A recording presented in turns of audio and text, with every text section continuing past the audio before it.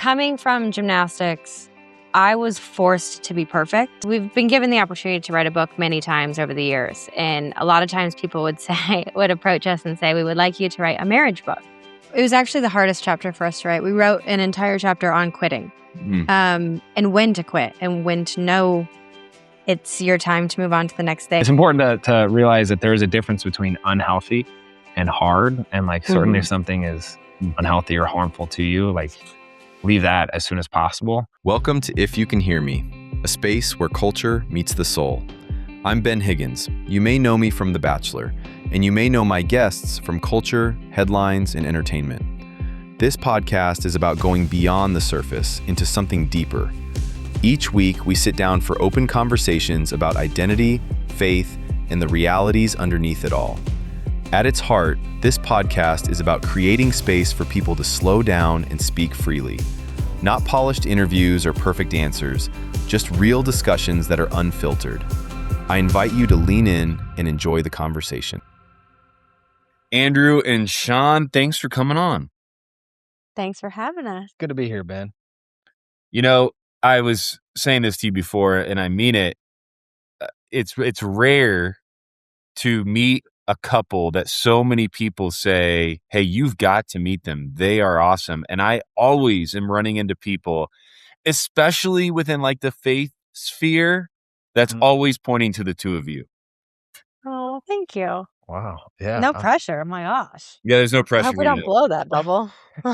I want to dig a little bit into this. We're here to talk because the two of you are coming out with a book, The Courage to Commit. It's coming out on June 9th. I've always been intrigued with this, with the two of you specifically. And I think it's one of the reasons why so many people point to the two of you to like lean on and kind of model after or be encouraged by. The two of you do so much together. My wife and I do not. She's an esthetician. I have no clue what she's talking about at any point when she's on media. Was this like an intentional decision, or did it just kind of happen? It just happened. And let me just start by saying everything you just kind of propped us up on a pedestal. We were literally bickering with one another as we're signing on to Riverside. So True. Though we tried to share that, like, people might say like, oh, I want that. But like, we have all of our hardships and downsides and stuff too. But no, we never intended this to happen. It just kind of came to be. I had retired from my career when we met. He was just starting his in the NFL. Stumbled into the YouTube space. We thought that was just for a hobby while we found our jobs. And fast forward, we spend every literal waking second together.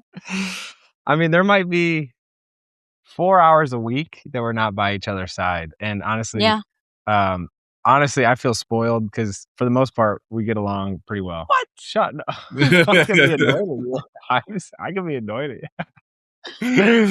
But for the most part, we get along. We're able to laugh through it all, despite having just been an argument 5 minutes ago.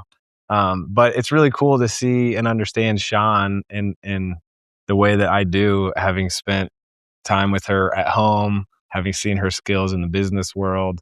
And I think we're a pretty good team. We're a great team. We're a pretty good team. So grateful.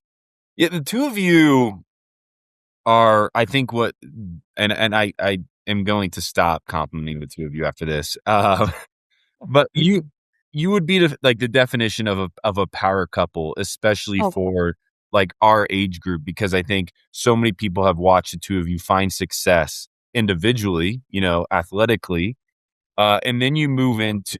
Oh,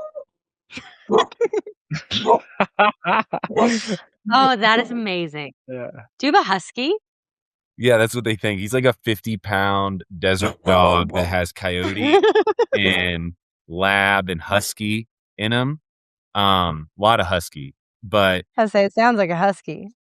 But literally, Toro can attest. Every week at 11 o'clock, the UPS guy just says, hey, here's my time. And he pulls up and he stumbles around out there and makes my dog go bonkers for like 2 minutes, and then he'll leave and we'll be good. But it's brutal. I should have put him on our room. Hey, while we're in a little break here as the UPS guy's pulling out, Go Cubs. You're Cubs fans, huh? Yeah, baby. Let's go. What a year. What a time. We're in a little bit of a rut, though. The what? We're in a little bit of a rut. The last 3 games. I don't miss it. One guy who will live close to you down in Spring Hill is Ben Zobrist. I don't know if you met him, but yeah, he's a good dude. Yeah. And we know Jason Grimm, is that right? Jason Grimm. I don't know Jason? Jason? He was a catcher. He's in all of our Justin. Sorry, my bad. Yeah. See, my brother-in-law is a pitcher or a catcher. He just retired actually last week. But those two trained together, so I've been able to be around him. Nice. It's on a golf course down there getting built called Firefly, which is supposed to be awesome, but we'll see. I saw it, dude. That place looks amazing. Yeah, I'm jacked. It's one of the ways my wife convinced me to move closer. You're gonna love it. I love Lake Moss, don't get me wrong, but space has been nice. All right. He's gone. Here we go. So you'd be the definition of a power couple. Both have accomplishments athletically, individually, and then you come together and you launch, we're going to call it content. And you kind of did it at a time where it was new. It was a risk. Like today, I think you get a lot of creators coming out because the space is a little bit more familiar and it's hard to separate yourself. But when you did it, it was new. And I think the risk was, what is this thing and where does it go? I kind of just want to leave it there and have you, like, why did you decide to enter into that? You have 1.7 million people that follow you on YouTube. That comes with, some strategy, I would think. Some, not a lot. We've kind of gone through a really big roller coaster of the whole social media content world. When we first started it because we had nothing to lose. We were really young and dating. We were just getting engaged. Andrew was still in the NFL. He comes from a very long line of people who just video everything and make home videos. So that was already something that we did for fun, documenting our life, not to share, but just like have. And then a friend of ours kind of started getting into the YouTube space. I come from very traditional sports marketing. So you think your old school McDonald's ad and Coca-Cola ads and stuff. I was reading contracts and working in the marketing world. In the ambassador space from the time I was 12. And everything that I had to deal with was very scripted. I had a very specific persona that I was supposed to portray. NBC News would show my gymnastics and tell a very specific story. And we just kind of wanted that freedom to share home videos and actually not be scripted and just be ourselves. And we dove headfirst into it thinking, literally, we have nothing to lose. This is just for fun. Let's see what it can do. And we kind of fell in love with it. Yeah, it's been crazy. I mean, we've been doing it for 10 years now. We'll put out about 900 videos a year, which is pretty fun. And it's turned into an industry and like a whole beast in and of its own. But we started in 2015 on YouTube. And I remember Shawn was really like one of the first mainstream, quote unquote, celebrities to have like a YouTube channel. So Sports Illustrated was writing articles. We shot this, the second video we ever filmed was on our bed. And there's a ton of the throw pillows, which I still think is so ridiculous. But Sports Illustrated was like writing articles about Shawn Johnson, right? Launches a YouTube channel. And so it was like, now everyone kind of has a YouTube channel. It was more of a novelty back then, but it was also really exciting because I loved YouTube and I had just personally learned so much on YouTube, whether it be how to like handyman videos or just like learning from other creators on there. I love cinematography. I love learning about the hardware and the editing software. And so I was kind of deep in that world. And it was also during the vlog era where it was just so cool that there was actually like a conversation going on, like a community of people who like bonded over whatever story, their vloggers were on that day. And it actually felt like a really cool corner of the internet. And that's, I feel like where we're still happy to live today. I feel spoiled. Like our audience is really, really very kind to us and we've learned a lot from them and hopefully vice versa. That must be nice. It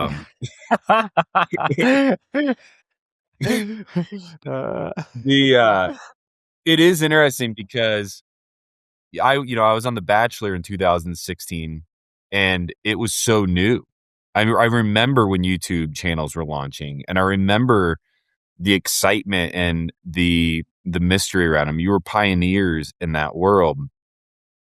And one of the things, that I think I'm so interested in when it comes to the two of you is vulnerability has always been a part of your video making, your story, the way you communicate. You, to me, don't keep a ton of secrets from the people that watch. So I would love for you to speak to that, but then also I'm sure there's boundaries set, right? Like, you're a married couple. You've been married for many years. There's days that you just are like, I need to go outside and take a walk alone today, and I don't want to be doing a video with you. So where do the boundaries come in? And then kind of why have you chosen to be so vulnerable to everybody that watches? The vulnerability, I think there's many reasons. Coming from gymnastics, I was forced to be perfect. Everything that I shared, every interview, how I presented myself, perfection was the only option. And I believed that to be, for a long time in my life, I believed that to be the expectation of the world. And that crushed me as just a person in my health and trying to maintain that. And so when we started showing more vulnerability, it was terrifying to me because I thought that's what the world didn't want. But it was almost like a healing process for me. The more vulnerability we continued to show, the more of the world kind of came out of the woodworks and said, I can't believe I'm not the only one with whatever it was we were sharing. And it was very healing to me. I remember we shared a miscarriage video, which we had zero intention of ever showing with the world. That was something for us. And I remember feeling like I didn't know how to communicate with him about how I felt. So I posted it, which was very out of character for me. And I would just sit there for hours reading comments about other women who had gone through the same thing and truly felt like I had a community out of the world that helped me heal through that process.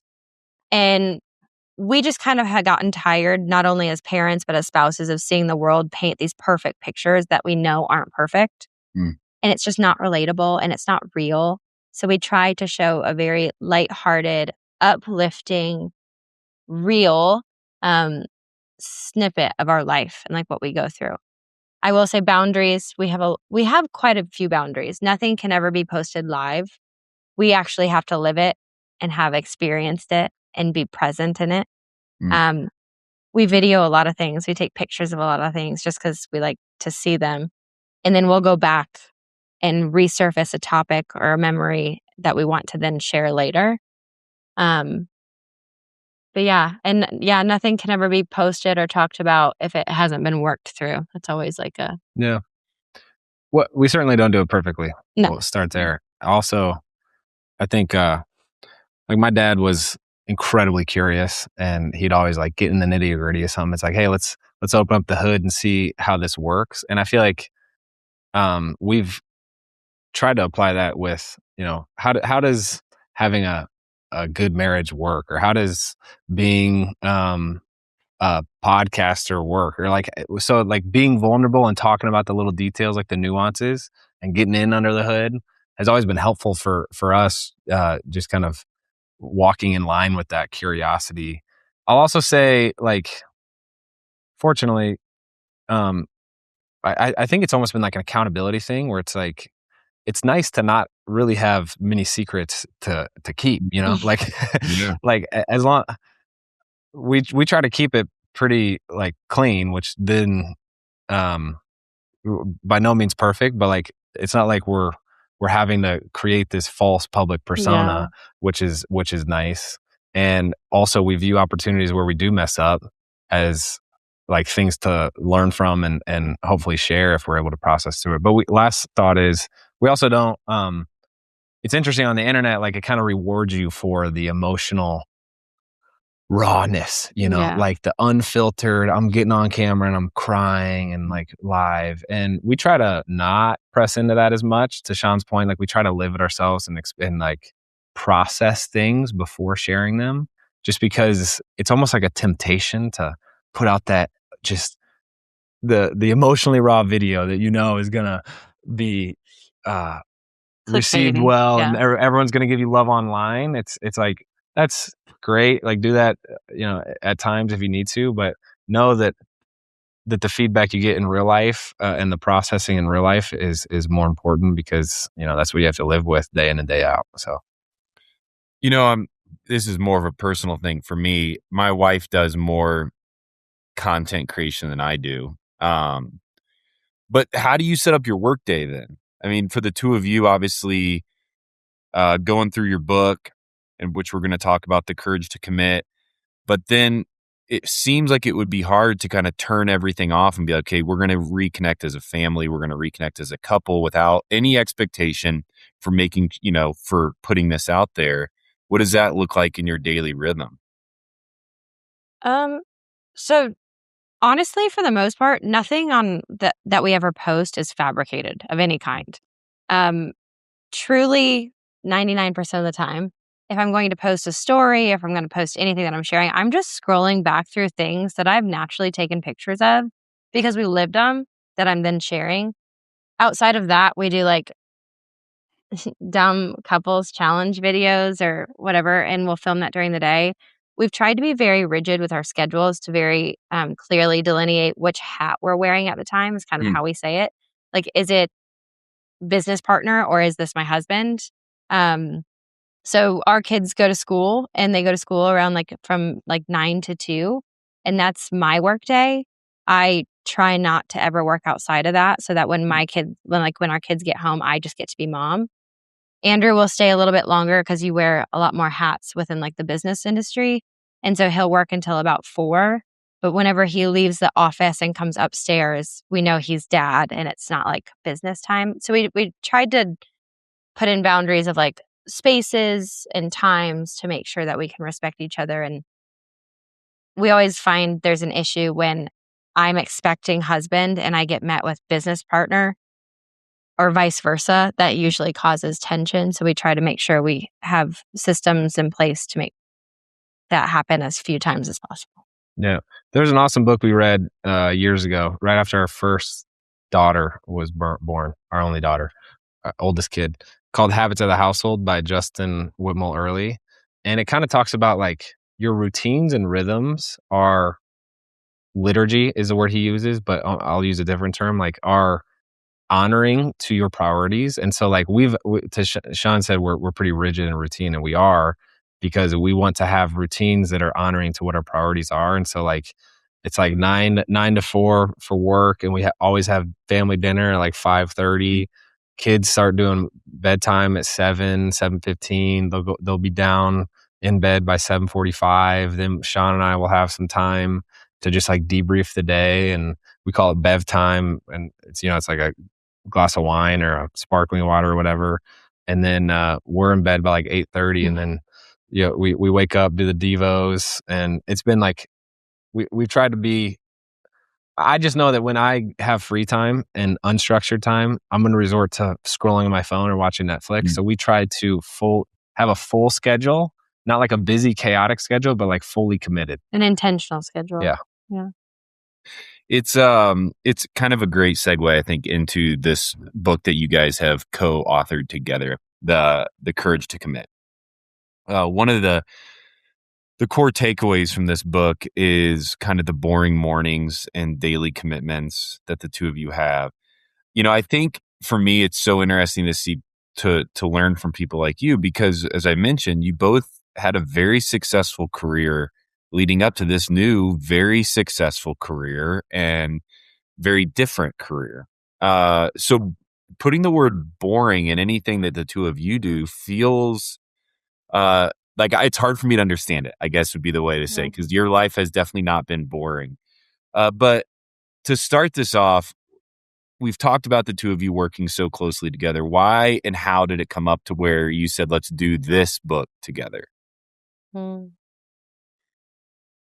We had actually been, we've been given the opportunity to write a book many times over the years. And a lot of times people would approach us and say, we would like you to write a marriage book.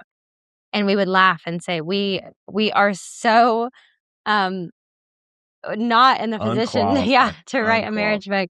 We are still figuring it out, and we are not perfect. We are, not marriage counselors or anything. And so this opportunity to write a book kept coming up. And so we started actually putting thought into, if we wrote a book, what would it be about? And we looked at our business and our athletic careers and our marriage and our intentionality around our family. And we've spent a lot of effort and time and money and traveling the world and trying to find the wisest mentors and systems and intensive sessions to find what it means to be intentional and to find balance in life and purpose. And we saw a through line of it all being just like commitment. So we kind of explore this word and how it pertains to all these different categories of our life and how it's bred success in a lot of different areas. And you can find depth and joy and purpose when you actually stick with something, which I think is very countercultural to today's world. Everybody's saying, the more impulsivity you have, the more you swipe to the next person or find what makes you happy all the time, the more joy you might have in life. And we've just found that it's the opposite. So we write about it. Yeah. I am certainly prone to getting excited by new shiny objects and like new opportunities. And I think what I'm realizing is that's not only causes excitement, in the short term, but also frustration in the long term, where it's like you keep bouncing from business idea to business idea to business idea without seeing any of them through. Or let me start a podcast and I ended the podcast. Let me start a YouTube channel and now I'm not doing that anymore. And it's like, I'm not here to tell you that follow this plan and it will be successful. What we're going for is, in order for anything great to happen, like a lifelong marriage or an Olympic podium moment or making it to the NFL, you have to stick with something, you have to, that's how you give yourself the probability of something spectacular happening, is like you chip away at it slowly, and time compounds in a beautiful way. And I think the excitement that comes from the variety and like the shiny new objects, the next opportunity, pales in comparison to the excitement and meaning and joy that comes with the depth of knowing something well, whether that's a person or a craft or, in athletics, I just feel like this idea of repetition, time after time after time to perfect the skill is a really apt analogy. And it's like, that's kind of a boring process until you have the breakthrough, and it's not. So that's kind of what we're advocating for. One of the struggles that my wife and I have been married now for 4.5 years, but one of our struggles is we both have this deep desire to get to know each other, and it feels like we consistently fall short on either the questions, the timing, the language. It's kind of our internal conversation between us is, hey, how do we navigate life doing two separate things, coming together and getting to actually understand each other better and learning each other as we change and grow and change, differently, and then also stay the same. I'm sure you talk about in your book, but do you mind teasing a little bit about some key points to getting to actually know your spouse, and what are some healthy ways to do that? I'm sure you have found too, after having a kid, it changes drastically, and you have very few moments and times to connect with your spouse anymore. And so there's many different even chapters and systems in the book that help with that, but a couple that come to mind are rhythms, kind of like Andrew was talking about. The week that we had our first baby, we implemented almost like a rule, but it was a rhythm that every single week, every Thursday from that point forward, we would book a babysitter, whether it was my mom or our neighbor or someone to come watch the baby for, it could be even an hour or two, but we would do date night every single week. And as Andrew has said before, like, there are weeks where we really don't want to go on a date with each other. Mhm. But knowing that that hour or 2 or 3 or 4, depending on the week, is there to reconnect and to sit and look in each other's eyes and say, I actually haven't looked at you as my husband all week. Mm. It's been co-parent or business partner or whatever. To actually just be able to reconnect for a second gives you that opportunity to have moments where you get to know each other better. And so we started with that, and then it grew from just date night to these bed times where we have 10 minutes after the kids go down every single night to sit and have that intentional moment. Whether it becomes an intentional moment or not, it's there. We got into the rhythm of having both of those every week. And then we added another one where every morning we make coffee and we sit down for 10 minutes and we do our devotionals together. And it's just you're implementing moments where you're giving each other the opportunity to say, hey, how did your day go yesterday? I know you had an important meeting and we didn't get to talk about it, but I'd like to know about it now. Mm. You just kind of get repetitions and chances to try a different way to communicate to each other, or try a different question. And maybe it doesn't hit today, but it hits tomorrow.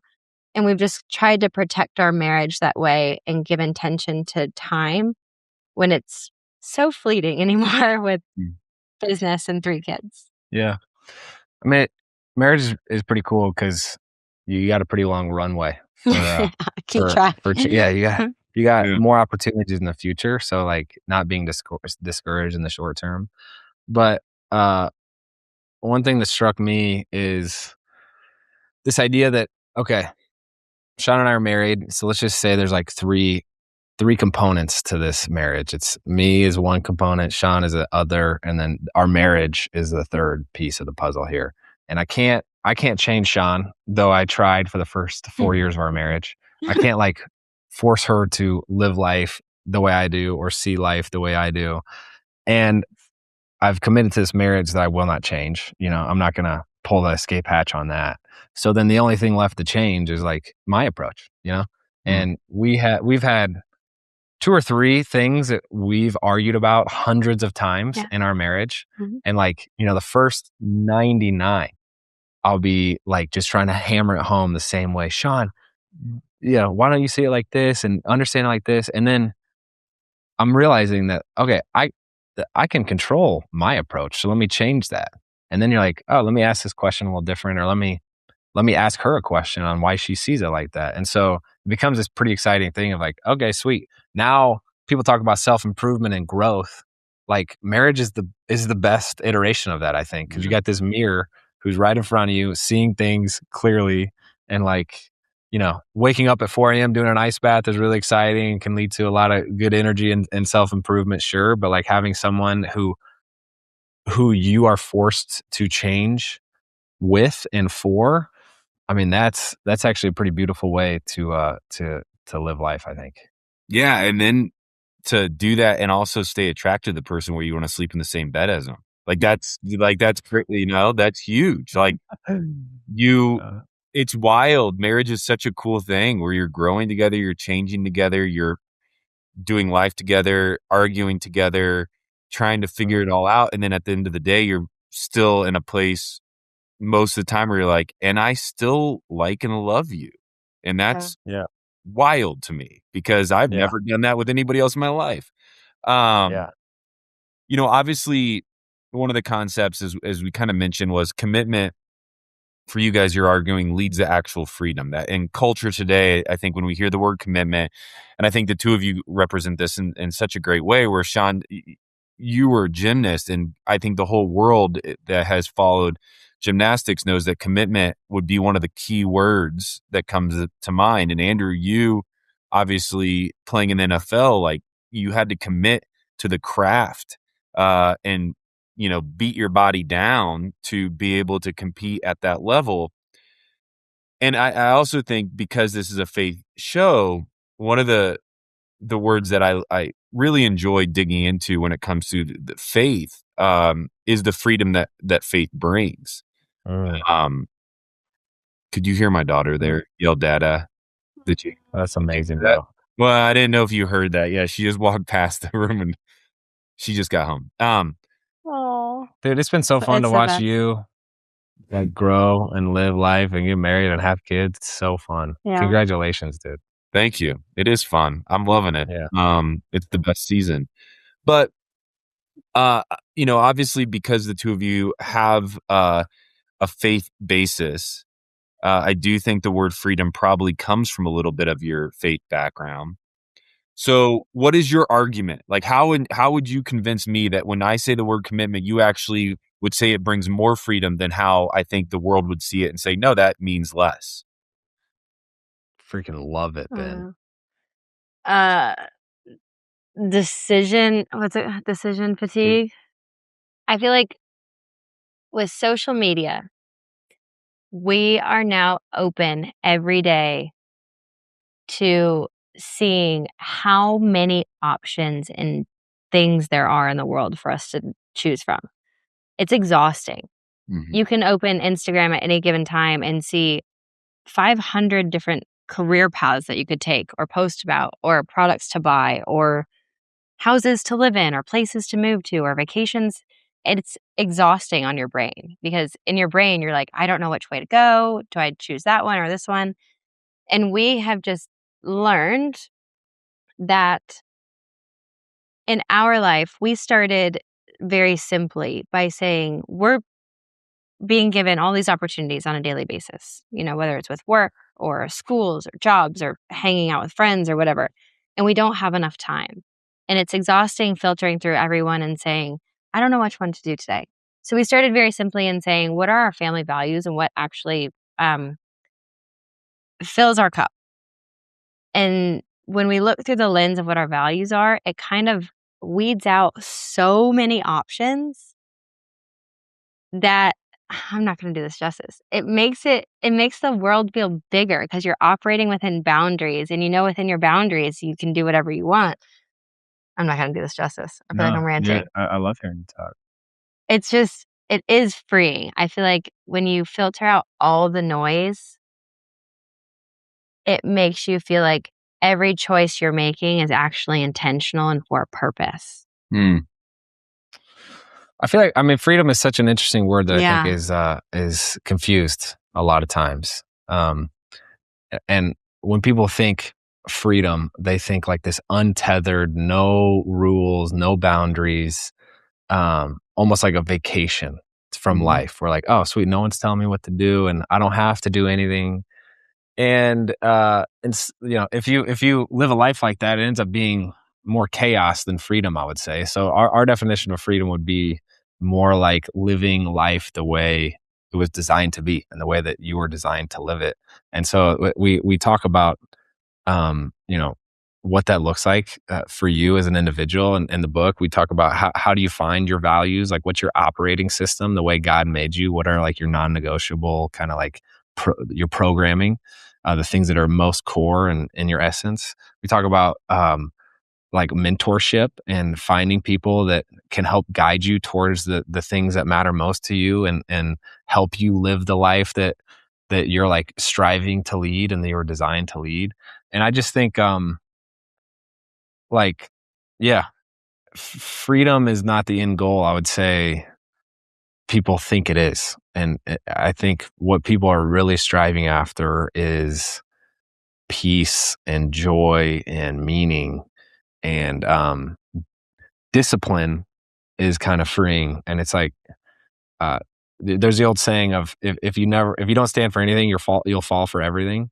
And it's kind of like how do you find the things that are worth standing for in your life and like prioritize those out in a way that frees you up, because it's like it brings so much quiet to your mind. It's freeing because you don't have the chaos and the noise of like anything else besides what is most important to you.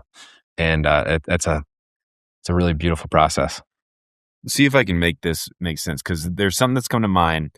A lot of studies are being done right now on this next generation. And obviously we've heard all the taglines and church definitions of what's happening, if it's a revival or if it's a separation from the church, whatever it may be, whatever you think it is. And I just read a study last night, and what you're talking about comes to mind.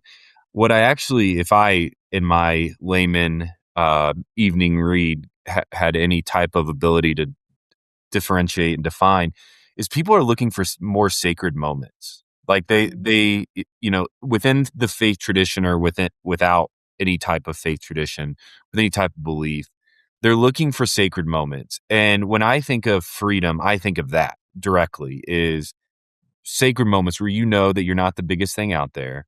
You know, there's a God that at least acknowledges that you exist, and we would say loves and cares and sacrifices. Have you found more sacred moments with making commitment a priority? Absolutely. I would say yes. Go ahead. It seems like you have a thought. No, I love the phrasing. I mean, it's like, not to be nihilistic, but almost like, nothing has meaning besides what you give meaning. And it's like the things that you commit to are what you'll give meaning to. You'll pay the cost to show up, and like,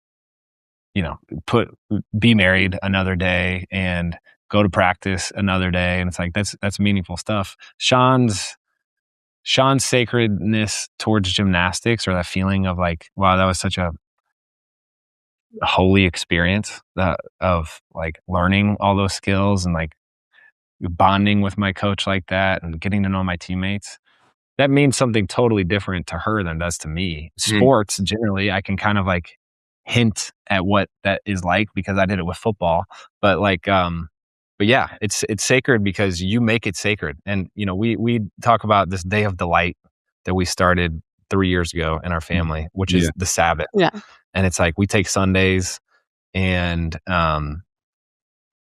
we do all the things that we most enjoy doing in life. We read this book called The Ruthless Elimination of Hurry, which is phenomenal. If you haven't read it, I would read it. And he talks about like, that's what Sabbath is. Like, what do you most enjoy about life? And it's not on a screen. It's go make a fire, go take a hike, go on an e-bike ride, whatever it is. And it's like, now Sundays are sacred to us and we don't want to do anything else besides those things because we've made it so, and in some ways you can dictate what is sacred. And I think that's a responsibility to be stewarded wisely,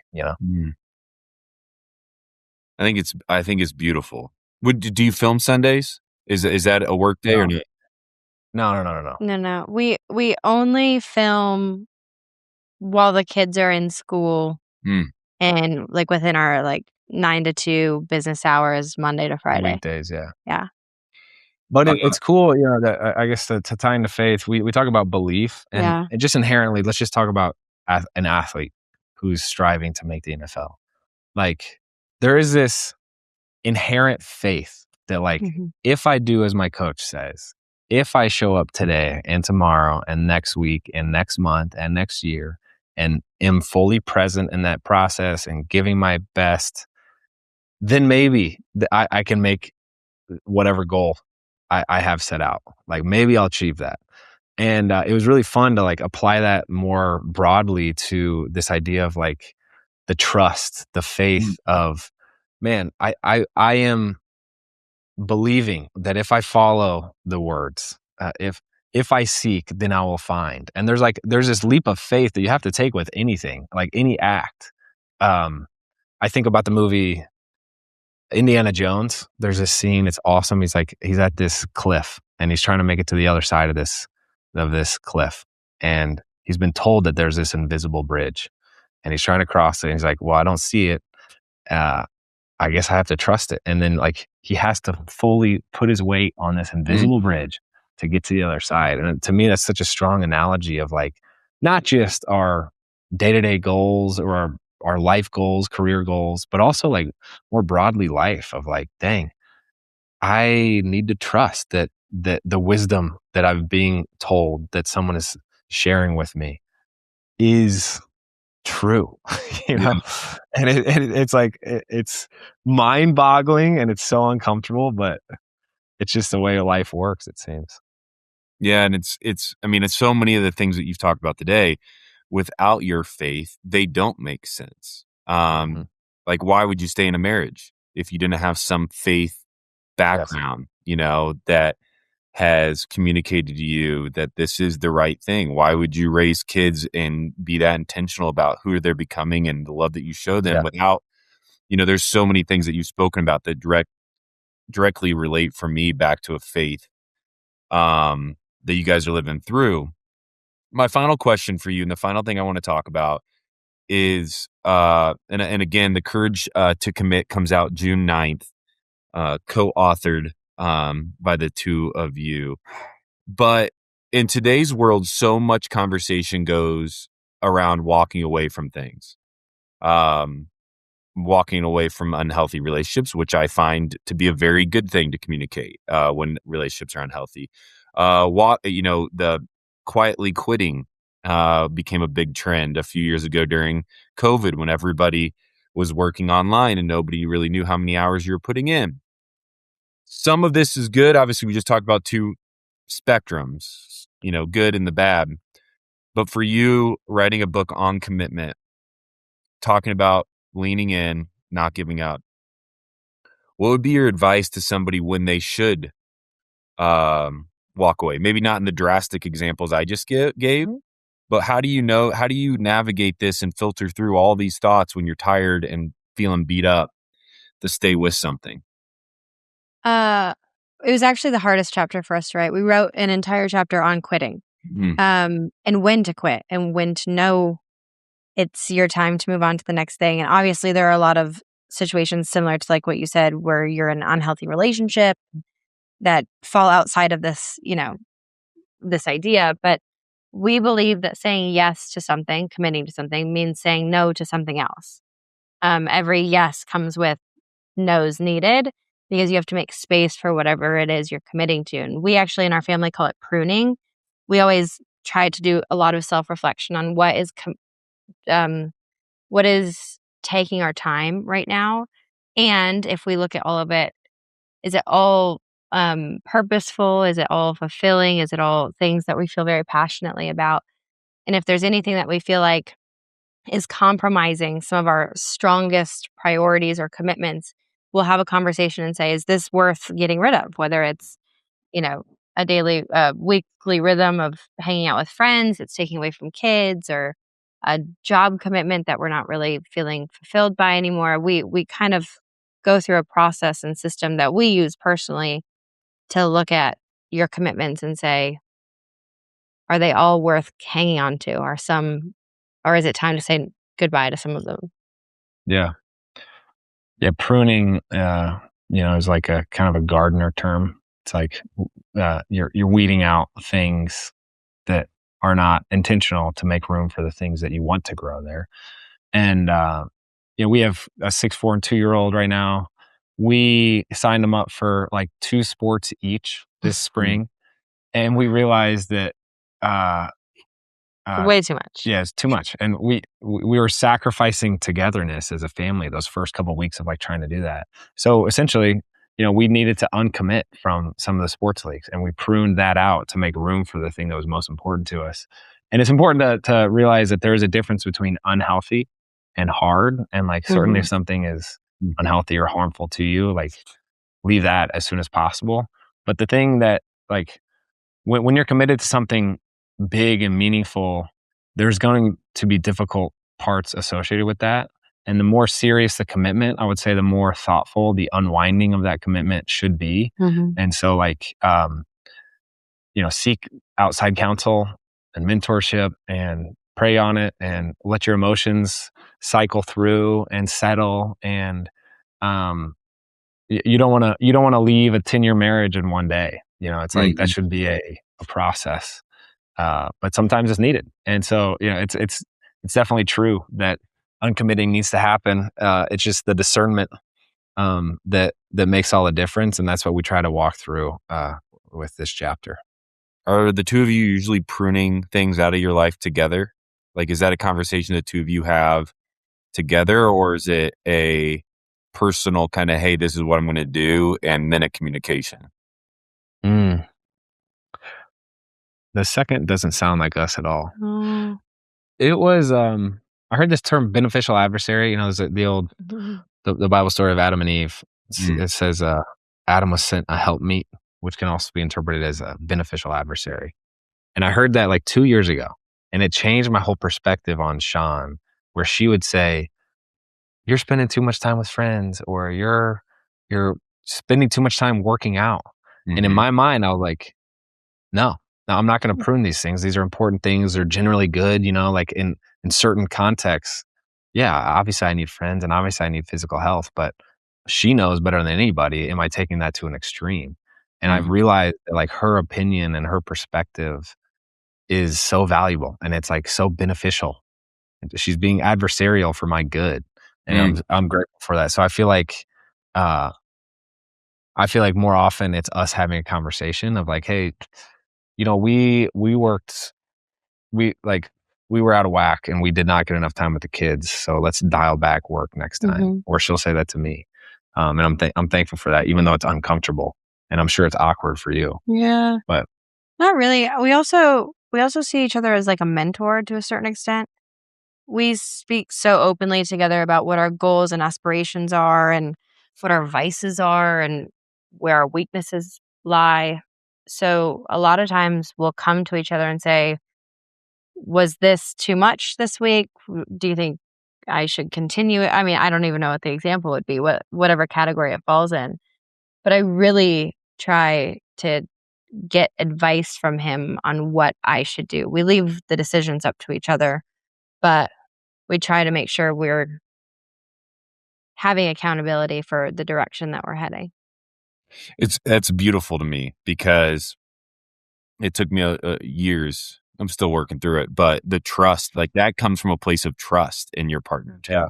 Like, hey, you have my best interest in mind. You have, you're not saying this because you're having a bad day and you just want me home suffering with you. You're doing this because it's been a theme or a trend, and I see this being the most healthy thing for you and us as a family. And to get to that place is so beautiful. In the last 30 seconds here, yeah, go ahead. Oh, it's just super fragile because as the person giving feedback, it is also so easy to abuse that responsibility. And it's like, man, to your point, you have to be trustworthy with that. Like, man, just because you want that person home more doesn't mean that they need to be home more. So like, also making sure that your perspective is accurate is important too. So there's so much wisdom to it. And if the two of you are doing it at that level consistently, I think it's something to model after, look up to, strive for any couple.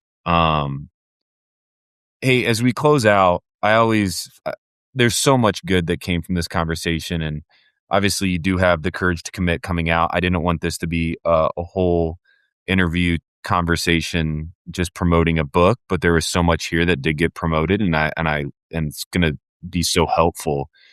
But this is the time to promote it. If somebody's listening, they're on the edge of buying it or not, reading it, checking it out, you guys can do it together. One of you can take it. But why should somebody read this book? I would just say if you want to find depth and quiet the noise in your life, I feel like we've worked really hard to figure out a system and ways to do that that's really paid off in our life. And I wake up every morning literally saying, pinch me. I cannot believe the life we're living. And I would attribute it to a lot of the things in this book. Yeah. We do share a lot of like fun stories, like anecdotes for sure, but also some like tangible practices that we have. So our whole goal setting system, our whole way of setting the values. So I think it's a fun read, but also I think there'll be some good takeaways. It's and as you mentioned, you've traveled the world doing intensives, dive into stuff together. It's always a lot less expensive and more fun to get somebody's summary of everything they've learned along the way in a project like this. Hey, thanks for coming on. Thanks for your vulnerability, not only here, but also in the world that you live outside of this. We appreciate you. And again, The Courage to Commit will come out June 9th. You can find it anywhere, I'm assuming. I don't have that. No. Right. That's right. Anywhere you can pick up a book. Andrew and Shawn, thanks for joining today. Thank you, Ben. Hey friends, thanks for listening or watching. Would you take a second, follow, subscribe, and drop a comment? It really helps.